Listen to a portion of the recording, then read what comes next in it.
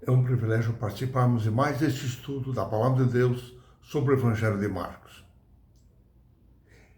Em determinado momento, na decisiva e turbulenta Semana da Cruz, Marcos abre como que uma janela diante dos nossos olhos, ao destacar que em determinado momento Jesus se assentou diante do gasofilácio, à entrada do templo. Naquela época, numa vista grandiosa, 13 baús foram colocados no pátio, onde as pessoas vinham e colocavam ali as suas ofertas à vista de todo o povo. Jesus observou que uma pobre viúva se aproximou e, sem despertar atenção, ela depositou 2 moedinhas de cobre no valor de 1,32 avos de denário no gasofilácio. Naquele tempo, o denário era o equivalente a um dia de serviço. Assim, aquela mulher depositou 1,32 avos de um dia de serviço. Era uma oferta muito pequenininha. Diante daquela cena, Marcos capítulo 12, versos 43 e 44 nos informa que Jesus, chamando os seus discípulos, disse-lhes: "Em verdade vos digo que essa viúva pobre depositou no gasofilácio mais do que o fizeram todos os ofertantes. Porque todos eles ofertaram dos que lhe sobrava. Ela, porém, na sua pobreza, deu tudo quanto possuía, todo o seu sustento." Essa história nos apresenta profundas lições espirituais. Primeiro, que Jesus valoriza os motivos do coração. Jesus, na verdade, olha não o quanto damos, mas com quanto nós ficamos.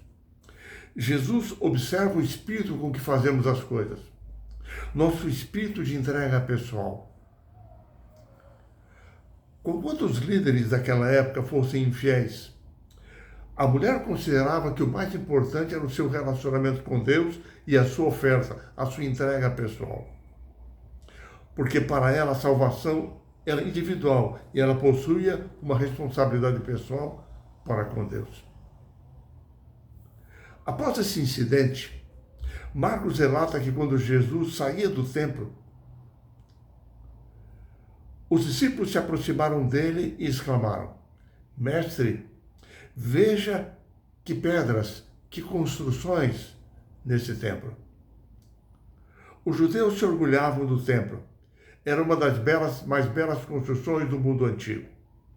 Construído por Zorobabel, foram remodelado por Herodes no ano 20 a.C. Era um símbolo da antiga aliança de Deus com eles. E no templo eles criam o Messias reinaria. Jesus olhou para o templo, olhou para eles e disse-lhes: "Vocês estão vendo essas grandes construções? Eu, porém, vos digo, não ficará pedra sobre pedra que não seja derribada."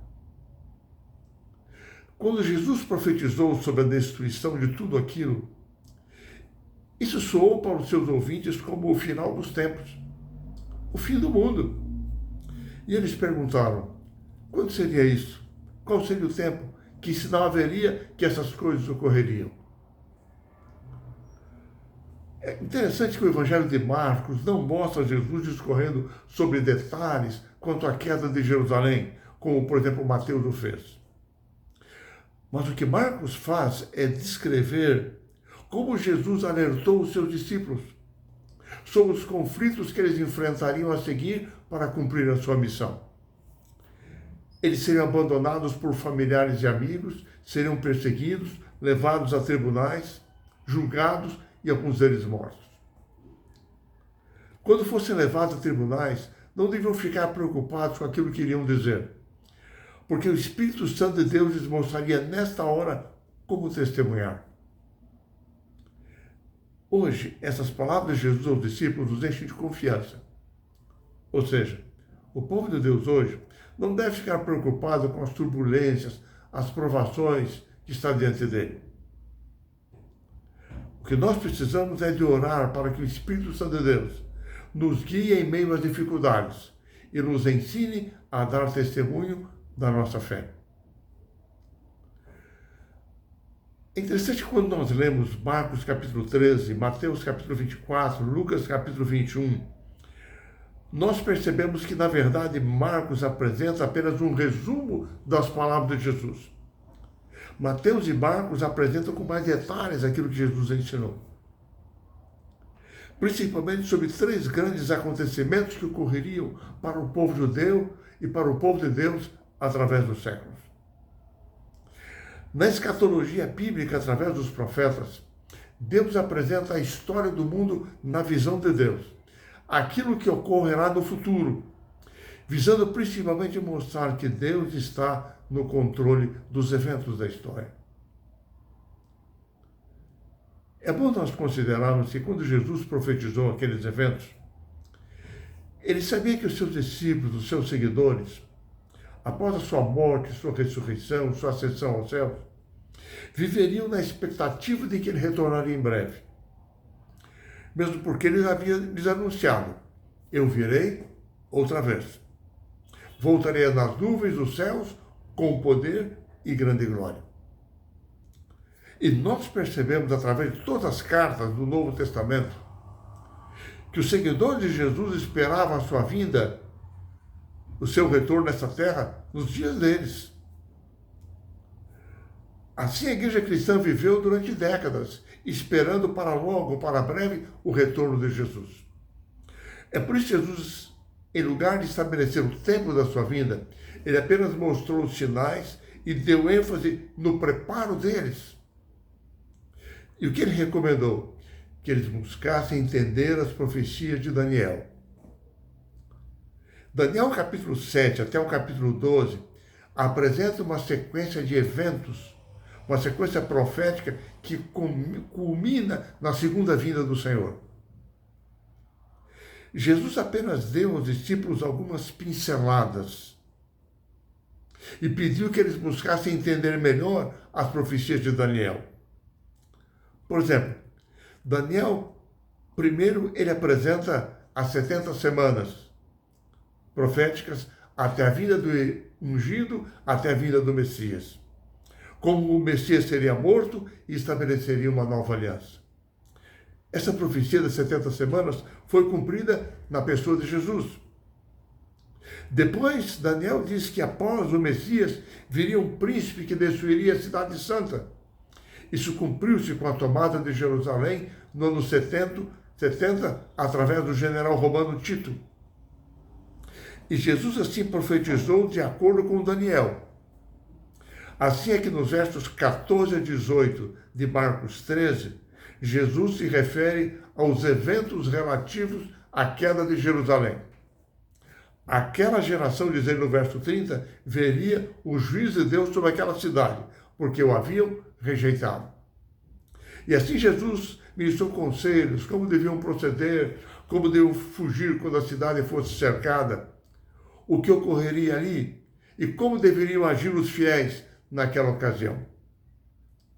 Daniel apresenta na sequência que após a queda da cidade, ele apresenta um conjunto de eventos após o Messias e a queda de Jerusalém, que seria um grande período de tribulação, de perseguição para o povo de Deus, que ocorreria num tempo, 2 tempos e metade de um tempo, ou 1260 dias proféticos, 1260 anos, que foi o período do ano 538 ao ano 1798 de nossa era, o período de domínio papal, quando a Igreja Romana buscou ocupar o lugar de Deus, perdoando pecados, determinando o destino eterno das pessoas, mudando os mandamentos da lei de Deus e perseguindo aqueles que não se submetiam ao seu domínio.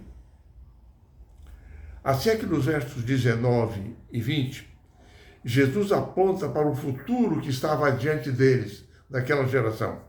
Uma tribulação como nunca houve desde o princípio do mundo, quando eles seriam perseguidos. E Jesus, inclusive, anunciou que aqueles dias eles seriam abreviados para abrandar a perseguição que seria feita aos cristãos. É interessante que, ao olharmos Apocalipse capítulo 12, ali nos é mostrado que a mulher, a igreja, durante os 1260 anos de perseguição papal, seria socorrida. Com o descobrimento da América, os cristãos protestantes fugiram da Europa para a América. E assim o surgimento do protestantismo deu novo fôlego à mulher à igreja. Até que em 1798 terminou o período de domínio papal e finalmente entramos no tempo do fim, último período da história. Dos versos 21 ao verso 27 de Marcos 13, Jesus se concentra no terceiro período mencionado por Daniel, que é a sua segunda vinda. Daniel detalha um juízo de 2.300 depois dos 2.300 anos. E o Apocalipse detalha os eventos finais da história do grande conflito entre Cristo e Satanás. O Armagedon espiritual no final dos tempos. Assim, o que Marcos faz é resumir as palavras de Jesus, mostrando o propósito de Cristo naquele momento antes da cruz, para preparar os seus discípulos. O objetivo de Jesus era nortear os seus seguidores quanto aos sinais da sua vinda, os eventos principais que ocorreriam naqueles dias futuros. Mateus e Lucas dão mais detalhes das palavras de Jesus. E no Novo Testamento, Pedro e Paulo enfatizam a necessidade de preparo para a vinda do Senhor. E eles destacam que a vinda do Senhor será literal, pessoal, visível e audível. No Apocalipse, Deus revelou a João detalhes sobre uma cadeia de eventos através da história que culminariam com a sua vinda. Jesus mencionou rapidamente, segundo Marcos, o escurecimento do sol, da lua, que ocorreu em 19 de maio de 1780. A queda das estrelas, que ocorreu em novembro de 1833.